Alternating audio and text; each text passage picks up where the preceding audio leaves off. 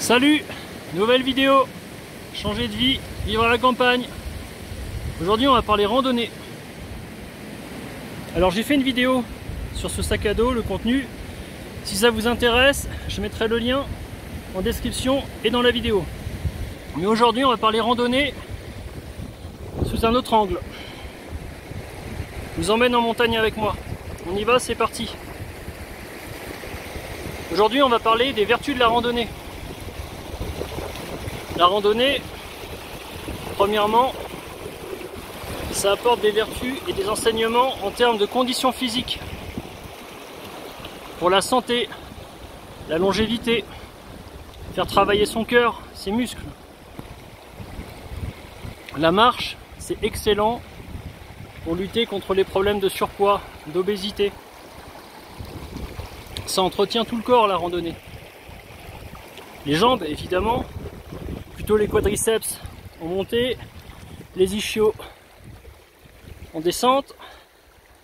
Les biceps et les triceps sont sollicités avec l'usage des bâtons. Et évidemment tout ce qui est dos, trapèze, lombaire, avec le port du sac à dos, ils sont mis à rude épreuve et se renforcent progressivement si on fait les choses intelligemment.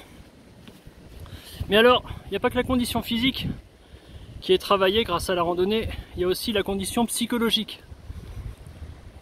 Quand je pars en randonnée, en montagne, je me vide la tête. Je suis dans l'instant présent. Je me recentre sur moi, sur des sensations basiques, la soif, la faim. La randonnée, ça va vous apprendre le goût des choses simples. Savourer un verre d'eau, manger un simple sandwich, tout devient essentiel, vital. On est dans l'instant présent. Et on a besoin de se vider la tête quand on vit, par exemple en ville. J'ai fait une vidéo sur comment tenir le coup quand on est en ville. Je la mettrai en description et en lien. Et je pense que marcher, c'est une excellente activité pour faire face au tracas de la ville. D'autre part, d'un point de vue psychologique, on sait qu'on est confronté à des actualités négatives, des personnes toxiques. Là aussi, j'ai fait une vidéo sur le sujet, je la mettrai en lien. Et s'éloigner de tout ce brouhaha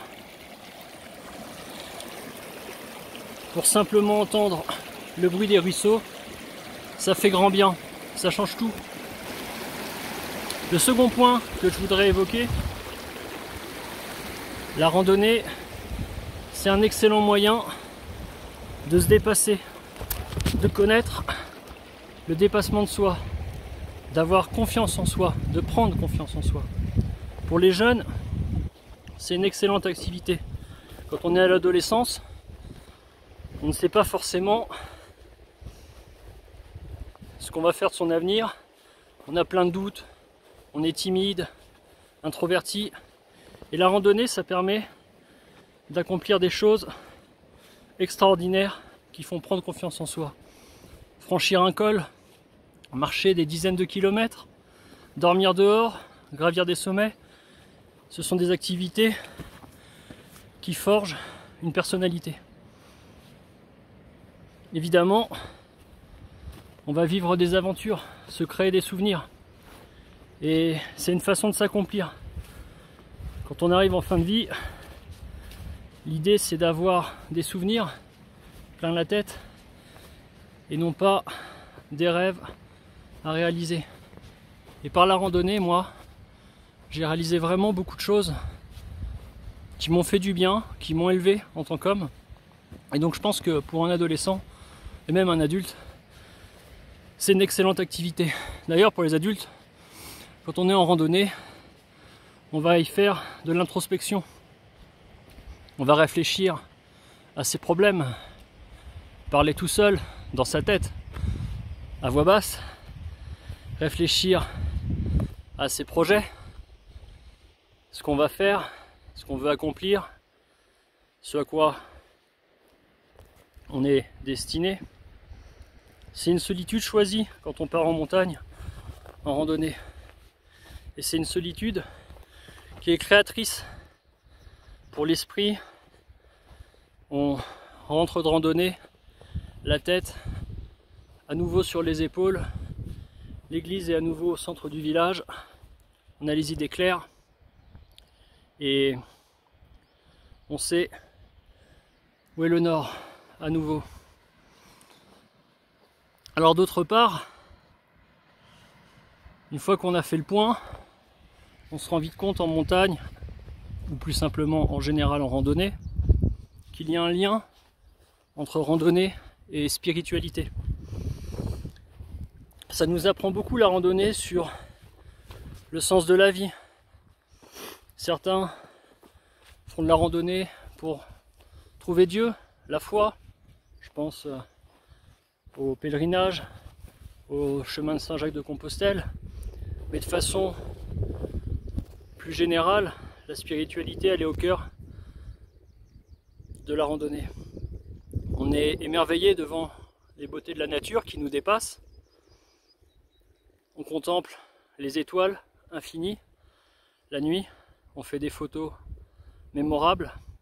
Et cette randonnée, elle va vous montrer ce qu'est la liberté. Parce que vous allez éprouver des risques, des dangers. Et donc vous faites ce que vous voulez, mais c'est à vos risques et périls, comme on dit. Vous pouvez chuter, vous pouvez avoir froid, et donc ça vous fait prendre conscience que votre esprit est dans un corps vivant, avec des limites. Et d'ailleurs, quand je suis ici, moi, en randonnée, en montagne, il y a un rapport pour moi évident avec le minimalisme, la vie simple. Qu'est-ce que le bonheur? Qu'est-ce qu'être heureux?